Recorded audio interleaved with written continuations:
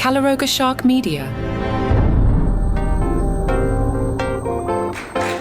Hello, we are poolside once again. I'm Johnny Mac with your daily comedy news. I'm joined by the birds, the airplanes, the dogs, and whatever else you think you hear. You're not crazy, but it's too nice to sit inside and record. Bredkin has a special on HBO/Max tonight, 10 p.m. Eastern. They make you wait, make you stay up late. Come on. Johnny Mac likes to go to bed. Well, not on Saturday. I don't go to bed before 10 on Saturday. Let's not be ridiculous. It's Brett Goldstein, the second best night of your life. Now, a lot of people think this is just Roy Kent deciding to do stand-up comedy to cash in. It's actually the other way. He was a comedian/writer. He wrote the character Roy Kent, and then he was like, can I audition for it? And if my audition sucks, I'll pretend I never auditioned. And he nailed the part, and that's how he became Roy Kent. He's also never done stand-up on late-night TV and told The Last Laugh that he generally has avoided filming his act in any way. He explains, I just like it live. I really believe in the room with the audience. That's where you feel it. That's where you try stuff. The game of it and the fun is sort of this energy that happens live, and it's really hard to capture that. The beauty of stand-up is every time you're trying something, you're kind of saying, is this normal? Is this mad? Am I insane? If they laugh, it means no. And I think that too. Or you are insane, but it's funny. Brett said, I had no idea what people were expecting when I went on tour because I know that 99% of them hadn't seen me do stand-up because they only know me as Roy Kent. I thought I was going to have to address it. What I really didn't want to do, but was prepared to, if I had to, was be like, hey, you all know me as Roy Kent, but I'm more like this. I didn't want to do that. I'd rather just present this thing. And to be honest, I was surprised, delighted that I never had to do that. And I suspect the reality was their expectations were probably very low because they probably thought, this is an actor trying stand-up. And they didn't know that I actually have done stand-up for a very long time. The Wall Street Journal got a screener of it. They've already seen it. Spoilers would be a strong word here. It's more of a vibe spoiler, but if you don't want to know anything about the special, skip ahead. But again, I'm not going to destroy it for you. The vibe spoiler from the Journal says the reasons why the special works or not has less to do with the material than with Goldstein's lack of a well-defined stage persona. Interesting.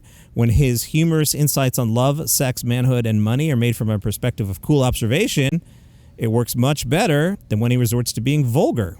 The Journal says Goldstein can clearly deliver a joke. A viewer simply isn't prepared for what direction it's coming from. One Brett Goldstein can observe that in his native England, the name Brett Goldstein is rather exotic, while in America, everyone knows a Brett Goldstein. But another Brett Goldstein can go off on a tangent, criticizing the architecture of public toilets in the U.S. and leave a listener wondering what in the world of entertainment he's talking about. Brett Goldstein, the second best night of your life, tonight, 10 p.m. HBO. Pete Davidson told IndieWire, I think I was very lucky to get my own video during the SNL 50 special. There's 1,000 cast members and hundreds that are more popular and did better work than I did when I was there. I was just very grateful to be in a sketch and have a video and even be invited. It was very surreal to see.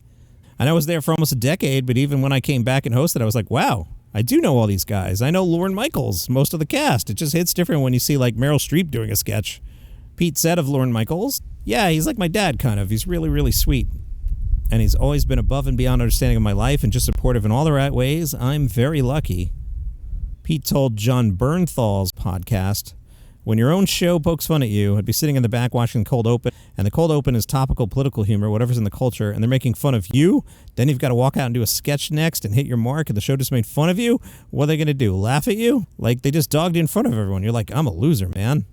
Jay Leno is the conservator of his wife, Mavis. She was diagnosed with dementia. Jay has been the conservator since April of 2024.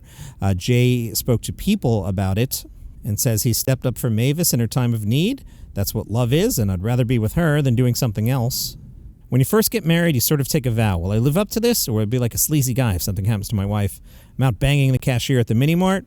No, I didn't. I enjoy the time with my wife. I go home, I cook dinner for her, watch TV, and it's okay. It's basically what we did before, except now I have to feed her and do all those things, but I like it. I like taking care of her. She's a very independent woman, so I like that I'm needed. Jay explained that something he does with Mavis is they go through memories on flashcards, and he says that's brought some laughs. Jay tells it, it's kind of fun. I go, honey, that's President Obama. Remember we had dinner? And she'll say, oh, not me. And I'll say, yeah, honey, that was you. But says there are challenges. When you have to feed someone and change them and carry them to the bathroom and do all that kind of stuff every day, it's a challenge. And not that I enjoy doing it, but I guess I enjoy doing it. I'm not just this person's attractive and sexy and having sex with them and everything. At some point in my life, I'm going to be called upon to defend myself, and I think that's what really defines a marriage. I mean, that's really what love is. It's what you do. I mean, I'm glad I didn't cut and run. I'm glad I didn't run off with some woman half my age or any of that silly nonsense. I'd rather be with her than doing something else. Totally switching gears, Leslie Jones spoke to 7 Days Vermont about being a comedian and said, "It ain't hard if you're effing funny. As a comic, you need to take that kind of stuff and say, I'm tired of these MFers being depressed, and I'm going to make them laugh about this stuff. I'm getting older, and I really don't like to travel that much anymore. I'd be down to do a late-night show or maybe a sitcom, something where I'd be working here in L.A. from my home. Doing The Daily Show was great, but it's in New York, and I don't want to live in New York." Leslie continued, "What's wrong with everybody right now? They're too scared to change, too scared to face their problems. But you have to endure change. Change doesn't give a hoot about your feelings. Change is going to happen, and it's either going to be painful or not painful based on how honest you are with yourself. And right now, our society is choosing the painful way because nobody wants to effing change. Things are dark, but I want to give people a reason to laugh instead of cry. At the end of the day, it's my job to cultivate people's happiness and not go all in on their sadness." There's no SNL this week, but they've announced the guests for the next few weeks. May 3rd, Quinta Brunson host, Benson Boone, a musical act. May 10th, Walton Goggins and Arcade Fire. They're still around, really? And May 17th, probably the season finale here, Scarlett Johansson. So Michael Che will have a good week with that one. And Bad Bunny, your musical guest. Kevin Nealon told the Post Independent, "Laughter is contagious, and I think it's much easier to laugh when other people are laughing as opposed to sitting at home.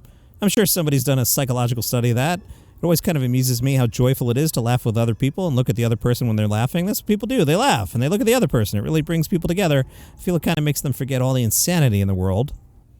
Kevin is now 71. That seems impossible. And explains, "My goal is to just basically deliver the package that I formulated in my head, which is the premise, the setup, the delivery, the punchline of that particular bit. It's kind of like sending a package. You put it all together, you tape it up, you put it in the mail, and the other person receives it. You go, yes, it worked." And British comedian Sarah Milligan is in Vancouver. The Vancouver Sun had some questions for her, which she fielded expertly if you're trying to appeal to Canadians. The question, who are some of your favorite comics and why? The answer, some of the funniest people I've ever seen are Canadian comics. Deborah DiGiovanni, Mike Wilmot, John Hastings, Steph Tolev, and Mark Ford. They all make me hoot with laughter and be jealous of their jokes.